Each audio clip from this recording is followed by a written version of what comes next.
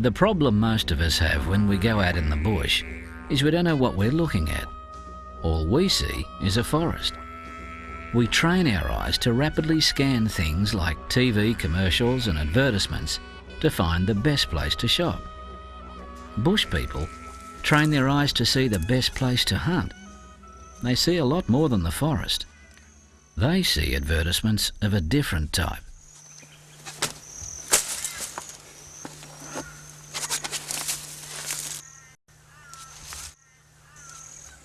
Tickle, tickle, tickle, tickle, tickle, tickle. Some people say you can hypnotise lizards by rubbing their stomach. I just think he thinks I'm King Kong that picked him up and he's playing dead. Off you go.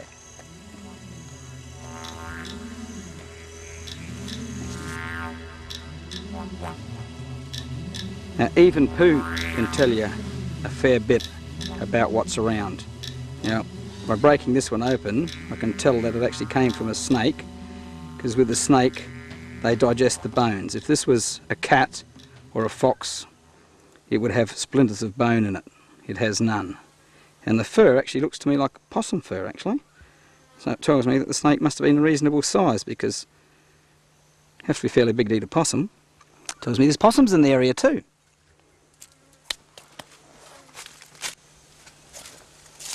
Now here's another sign. Snake skin. Now this is an old one. You can see it's almost disintegrated. But it tells me, along with the poo, that there's a snake living here. You go and look around a bit more. Here's a much fresher piece, and from the way it's laying I can tell which way he went because it comes off like a stocking. So this snake went that way. And even from this piece of skin I can tell you what kind of snake it was. If you look at the belly here, it's got very narrow belly scales. This came from a python. Now I can still see some of the patterning on it, so it's a carpet python skin. And it's quite a big one too, that's just the end of his tail here. So it's quite a big one living here somewhere, and that's quite fresh. It's been shed in the last couple of days in fact. So he can't be too far away.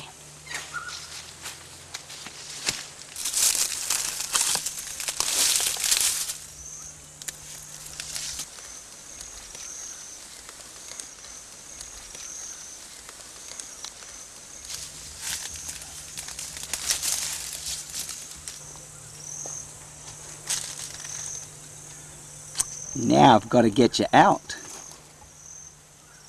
Tickle, tickle, tickle. Come on, out you go. Come on. Yeah, come on out.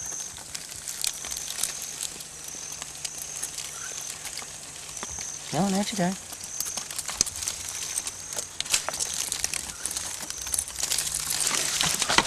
Gotcha.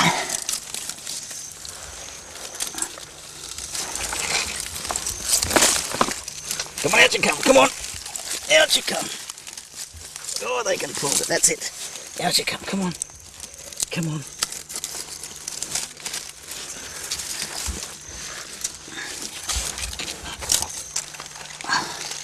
Stuck tight, he is.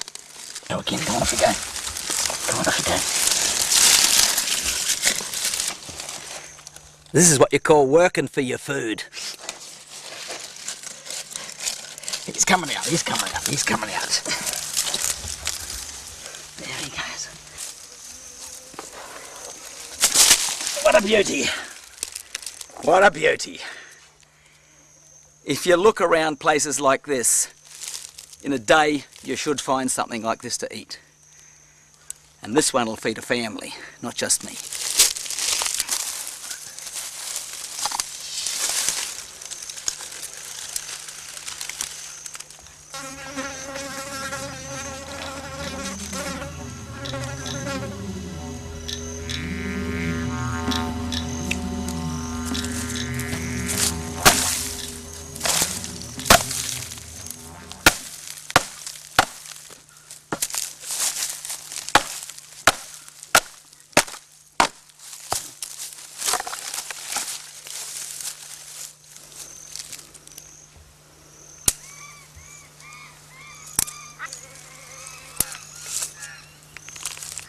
It's a bird-eating spider, poisonous enough to worry a human and perhaps kill a dog.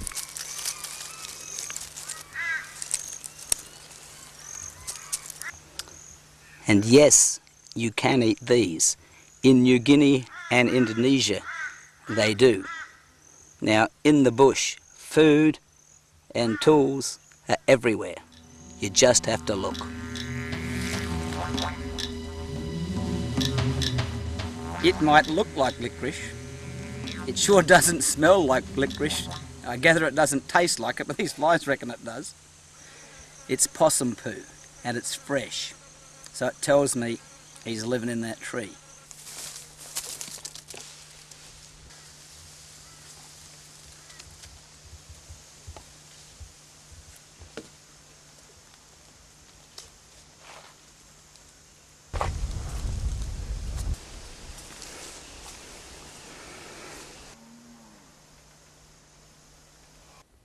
Now in this sort of an area here, if you find a hollow tree, you're pretty sure there's something going to be living in it. And at the base of this tree I can see some scratches. Up here I can see where he's been coming out the log over here. And right down here I can actually see where he's been leaching oil and stuff from his, and a bit of fur down there as well. So there's obviously a possum living in this log. To catch him, I can't put my arm down. He's probably about 4 or 5 metres down the hole. So I'm going to have to set a snare. Now it's going to be a little difficult because I can't really set it there. I'm going to have to make it here, and I'll have to block this log up here, so I'm only going to give him one place to come out. And that makes me sure I'll catch him.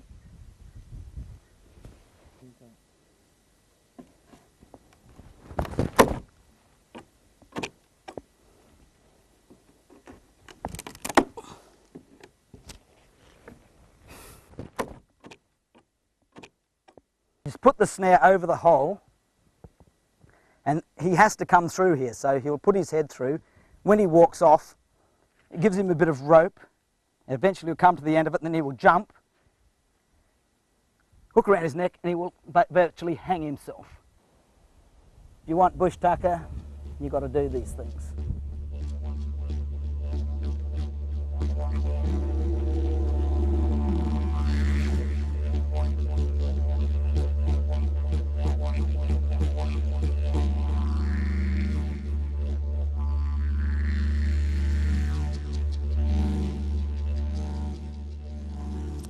Come on, mate.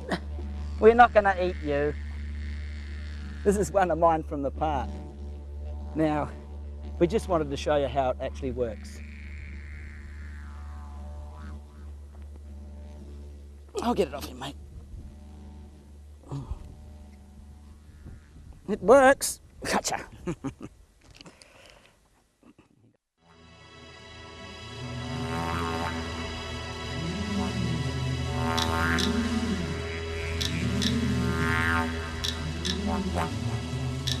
Tropical North Queensland is pig paradise. Vast areas of uninhabited country, plenty of food and water, and few predators means that the feral pig population has exploded into millions in just a few decades. Now there's a lot more to eat in the bush than before, and they're easier to catch than a kangaroo.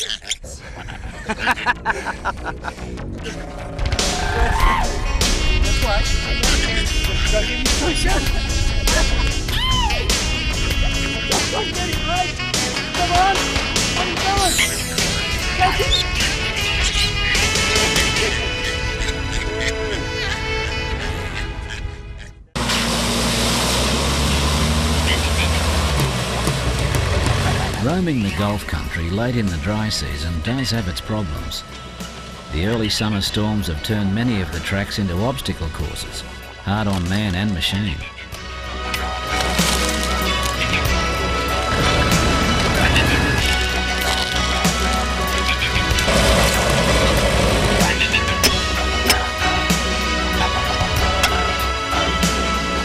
All right. tracks become canals, and potholes become bogs, and the soaring temperature and humidity leave the two bushmen dreaming for air conditioning and ice.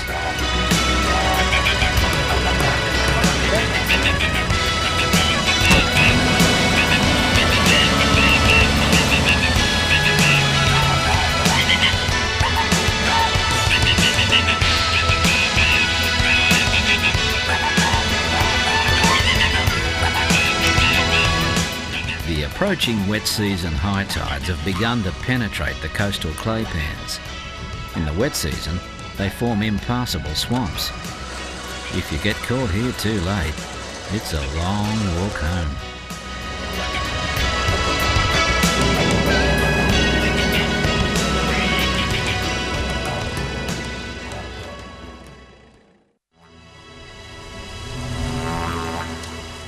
The few incidents with the vehicles make the two bushmen wonder just a little how they'd fare without transport, without shelter, and without fire.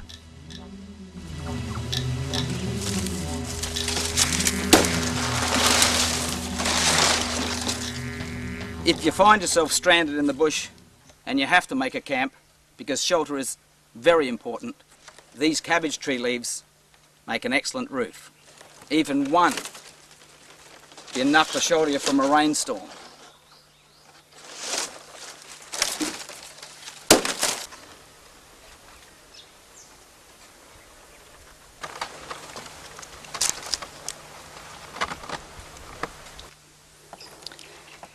He thought I couldn't see him. Now, if your eyes are sharp enough, you can find these. It's a little grasshopper that lives on the palm tree. So while you're getting your roof, you can also get a snack, and they taste pretty good. Good.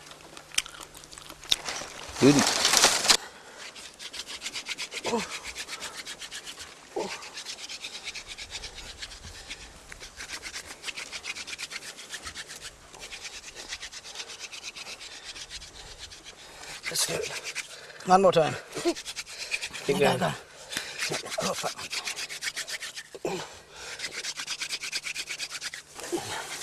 Not good enough. This timber is too wet. See how it's sticky? Yeah. It's green.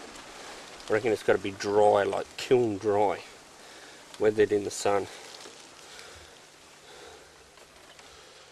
Nearly through that bit. But you can see how it works. Yeah. It definitely works. Need dry timber, Rob. Wear my hands out before we start a fire. The old Aborigines would have tough hands doing this, wouldn't they? I reckon. You know, it's probably women's jobs. I think I'll have to settle for the raw grasshopper. I think my hands will catch fire before the stick does. Who had it? Who said this? Where there's smoke, there's fire. It's not here. Yeah. Oh! We're still amateurs, that's the only problem. I'm too old to be lost in the bush.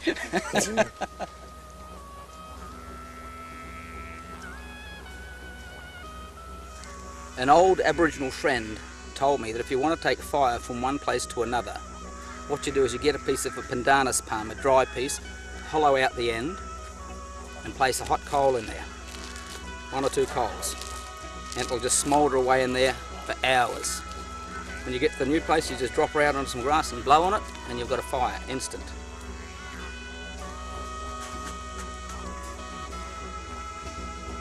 See how it works? Just like a big cigarette.